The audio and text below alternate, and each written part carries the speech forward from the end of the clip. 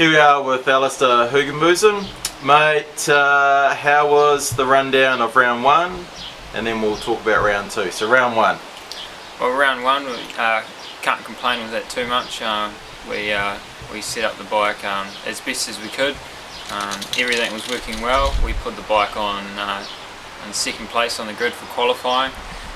Times were good. I was happy with my times in Friday practice. I was doing my race pace of last year in practice. Race one went to plan. We led probably 50% of the race, and it was just me and John. I only saw John the whole race, so that's alright.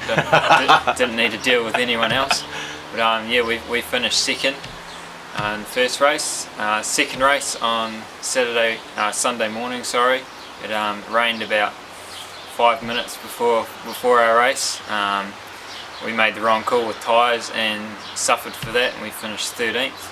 That was a tough call, wasn't it? Because it was called a wet meeting on very limited rain. Yeah. And then bang, and then you guys had some tough calls to make. We just, only 4 guys made the right call to run wets, and we weren't one of them. But it happens. We circulated. We picked up 3 points. Move on. Next race was the GP, 20 laps. I've been worrying about this race for a while with my injury, to actually see if we can hold on to the bike for longer than 20 laps. The first race on Saturday was 10 laps. Started to get sore at the end of that, but adrenaline got me through it. And again, it was just me and John at the front with Toby behind, who didn't make a pass, but it was just me and John probably 50% of the race. So your injury, did you do any targeting of rebuilding that particular part of the body, because you would have lost fitness and strength in there? Yeah, I lost all control of my tricep. It completely wasted away. I had to rebuild it from scratch, and it's not like just going to the gym and rebuilding your muscle again. You still got to do that, but it's sort of you only get sort of 1/5 of whatever you put in, you sort of builds up. So it's been, when people say how's your arm going, I say it's sort of getting better every 2 weeks, not every day. It's I'm happy I'm back on my bike. I'm back at the front, and that's all I wanted. Still chasing down that first win, but we'll get there. It's coming close. So then we headed down to Levels for round two. Yep, Levels, one of my favourite tracks. Went well there last year. Was almost had my first win in the bag then, but we had a little issue with a crash. That's right. You guys were 2 or 3 years competing pretty hard, and there was that bottom. Yeah, top hand of the track. Myself and another rider came together, but we're over that now, and we're past it. So just move on, like I said, and we're concentrating about this nationals and what happened last year. So with racing at Levels, so you qualifying, how did you go for that to set yourself up? Qualifying, we were, especially at Levels, you want to be on the front row, being the first few corners. If you get through there good, you can get 10 or so bike lengths on before you get to the back straight. We just got onto the front row, but that was the goal, front row. Pole would have been nice for the point, but there's no point throwing it away when you've got a race that day. In the race, we the track cooled right down actually, and we had to run our harder compound tyres, which just didn't give the grip of what the other guys had on their tyres. They were doing lap record pace from the get-go, where my tyres came into the end sort of with 5 laps. But if it was a 20 lap race, we probably would have caught them back up because their tyres were tearing. But we decided to play it safe, and it didn't work. In the second race, it was just as cold.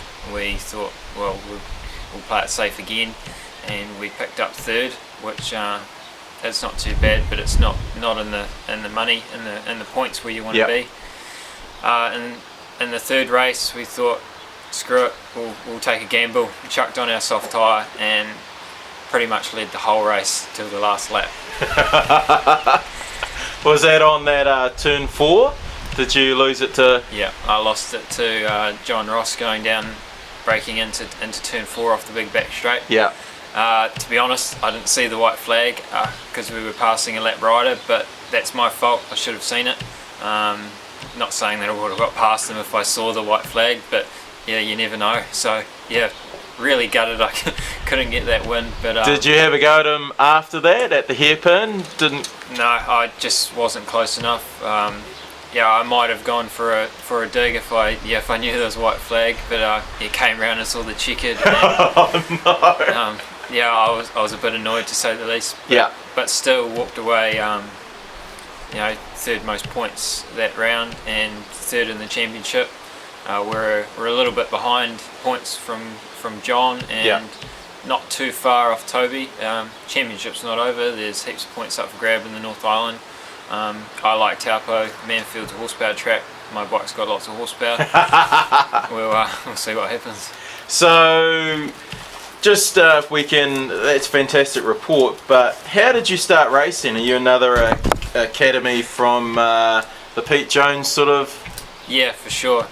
It all started, well, we've been on dirt bikes ever since I was 4.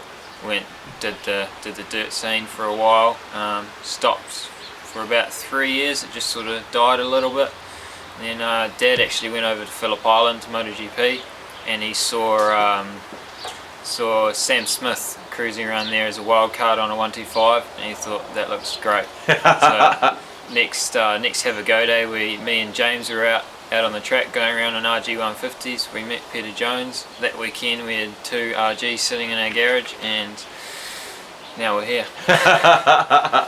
So if someone was looking at getting into the sport, do you think that's a good way to go, through those stepping stones? Yeah, for sure. I mean, it's showing. I've come through it. Jake Lewis has come through it.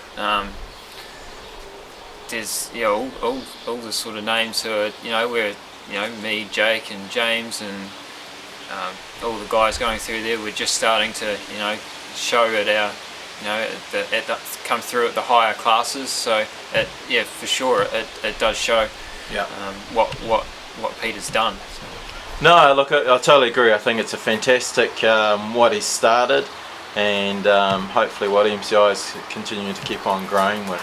So is this your main sport? Do you do any winter sport? Do you ski or snowboard or? Yeah, we all through summer we're running and mountain biking and doing duathlons, and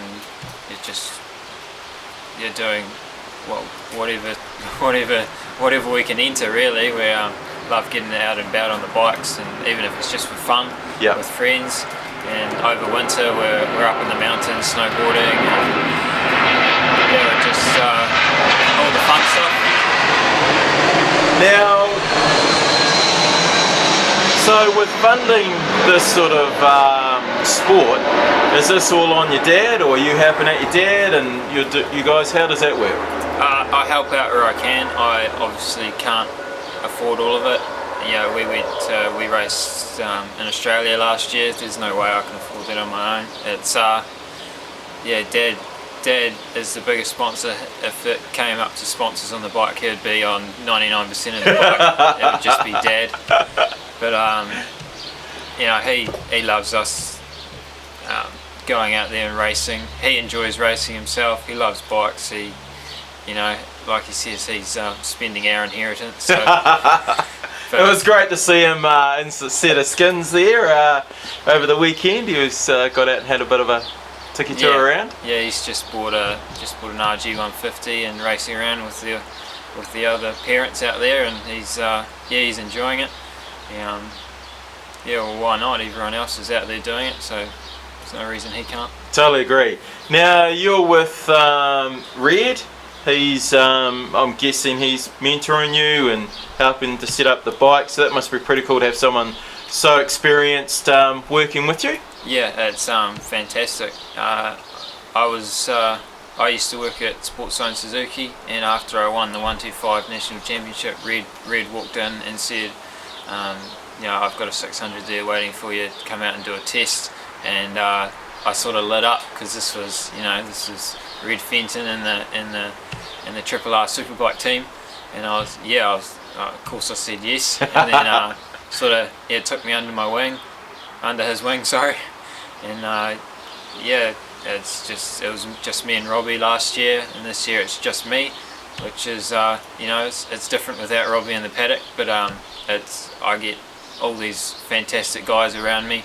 Got Nigel doing all the electronics and data. I got Red doing motor and suspension, and got Hank just looking after me and doing whatever. And then I've got a young apprentice, Matt, from Avon City, who's we just took him on at the start of the Nationals, but he's a great guy. He's real keen, and then I've got another friend who just